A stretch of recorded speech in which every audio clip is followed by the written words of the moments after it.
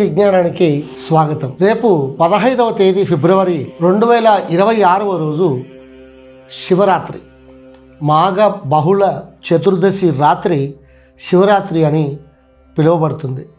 ఓం నమః శివాయ. ఇలా మీరు పంచాక్షరిని జపం చేసినట్లయితే ఆ పరమేశ్వరుడి కృపా కటాక్ష వీక్షణలు మీపై కలుగుతాయి. ఈ పవిత్రమైన మహాశివరాత్రి శుభ సందర్భంలో మనందరము కలిసి కాలాతీతుడైన, గుణాతీతుడైన, కరుణాసాగరుడైన పరమేశ్వరుణ్ణి స్మరించుకుందాం. ఒక్కసారి పలకండి, ఓం నమః శివాయ, ఓం నమః శివాయ. చూడండి, శివుడు అంటే ఎవరు? శివుడు అంటే ఒక విగ్రహం కానే కాదు, ఒక రూపం కానే కాదు, ఒక కథలోని పాత్ర కానే కాదు. శివుడు అంటే శుభం, శివుడు అంటే జీవితం, జీవనం. మన జీవితం శుభంగా మారాలి అంటే మనలో శివతత్వం మేల్కొనాలి. శివుడు పుట్టలేదు, శివుడు మరణించాడు. అతడు నిత్యుడు, అజన్ముడు, అక్షయుడు. మనలో ఉన్న కోపం, అజ్ఞానం, అహంకారం, అంధకారం, ఇలా అన్నింటినీ కూడా కామం కలుషితం చేస్తుంది.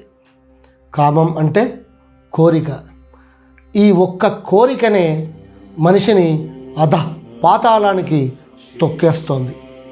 ఈ మూడింటిని అనగా కోపం, అహంకారం, కామం, వీటిని జయించిన వాడే శివుడు. శివరాత్రి మహిమ తెలుసుకోవాలంటే ఆ పరమేశ్వరుణ్ణి ప్రార్థించవలసిందే. ఇది అమావాస్య రాత్రి. శివరాత్రి అంటే అమావాస్య రాత్రి, చీకటి ఎక్కువగా ఉండే రాత్రి. కానీ శాస్త్రం ఏం చెబుతోందో తెలుసా? చీకటి ఎక్కువగా ఉన్నప్పుడే వెలుగు యొక్క విలువ తెలుస్తుంది. అందుకే ఈ రాత్రి నిద్రించకూడదు అంటారు. జాగరణ ఈ రాత్రి ఎందుకు చేయమంటారు తెలుసా? శివరాత్రి రోజు జాగరణ చేసినట్లయితే ఆ శివుడి కృపా కటాక్షాలు సులువుగా లభిస్తాయి అన్నదానికి. నిద్ర అంటే అజ్ఞానం, జాగరణ అంటే జ్ఞానం. ఈ ఒక్క రాత్రి నీ లోపల ఉన్న శివుణ్ణి మేలుకొలిపే రాత్రే ఈ శివరాత్రి. శివలింగ తత్వం ఎలా ఉంటుందో మీరు ఒక్కసారి గమనించినట్లయితే ఆ శివుడి యొక్క ప్రసన్నం ఎలా కలుగుతుందో కూడా ఆలోచించుకోగలరు. శివుడు ఒక రాయి కాదు, ఈ శివలింగం ఒక ఆకారం కాదు, అది నిరాకారం. లింగం అంటే లీనం అయ్యేది అని అర్థం. మీరు గమనించినట్లయితే శివలింగంపై అభిషేకం చేసే సమయంలో నీళ్లు పోసిన, పాలు పోసిన, పంచామృతాలన్నీ పోసినా కూడా అన్నీ మళ్ళీ పంపించి వేస్తూనే ఉంటాడు.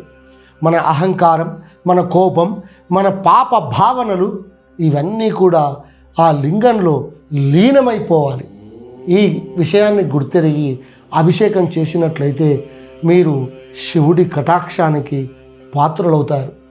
అందుకే శివుడు విగ్రహంగా కాదు, లింగంగా ఉంటాడు. మీరు ఏమిచ్చినా కూడా తాను స్వీకరించకుండా మళ్ళీ వదిలేస్తుంటాడు.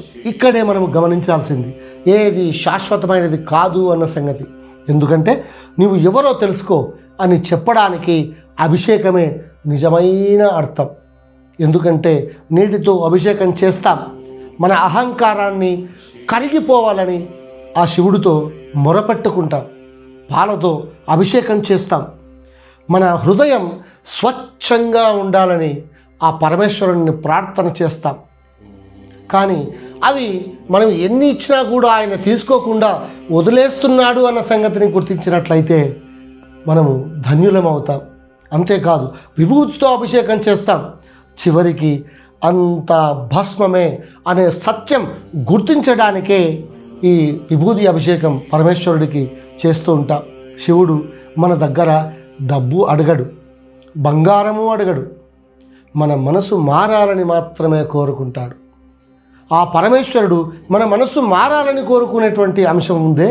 ఈ మహాశివరాత్రి నాడు మనం మారాలి, ఈ రోజు నుంచి నేను సత్యాన్ని చేబూను జీవిస్తున్నాను అని మీరు శివధ్యానం చేస్తే మీకు స్వామివారు, ఆ పరమేశ్వరుడు మార్గం చూయించి సంతోషంగా మీ కోరికలను తీర్చేస్తాడు.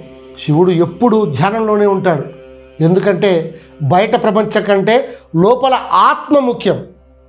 ఆ ఆత్మ ఏం ఆలోచిస్తుంది, ఎలా ఆలోచిస్తుంది అన్న ఒక్క విషయాన్ని ప్రతి మనిషి ఒక్కసారి ఆలోచించుకోగలిగితే రోజుకు ఒక్క నిమిషం కళ్ళు మూసుకొని ఓం నమః శివాయ, ఓం నమః శివాయ, ఓం నమః శివాయ అనండి. అప్పుడు తెలుసుకుంటారు శివుడు ఎక్కడో లేడు, మనలోనే ఉన్నాడు, మనలోనే ఉన్నాడు అని గ్రహించి మీరు ఆ శివుడి కృపకు పాత్రులవుతారు. మీకు ఒక చిన్న విషయం చెప్పి ముగిస్తాను. ప్రజలారా, ఈ మహాశివరాత్రికి ఒక పండుగగా కాకుండా జీవన మార్పుగా మారాలి అని మీరు నిర్ధారణ చేసుకొని ఆ శివుణ్ణి ప్రార్థించండి. కోపం తగ్గితే శివుడు, అహంకారం కరిగితే శివుడు, సత్యం నిలిచితే శివుడు. ఈ మాటను తెలుసుకొని మీరు కనుక ప్రవర్తించినట్టయితే ఈ రాత్రి, ఈ మహాశివరాత్రి మీకు అజ్ఞానంతా నశించిపోయి జ్ఞానంతో జీవించగలుగుతారు. మీ అజ్ఞానం నశించుగాక, మీ జీవితం శుభమవుగాక. ఓం నమః శివాయ, ఓం నమః శివాయ. శివోహం, శివోహం. స్వస్తి.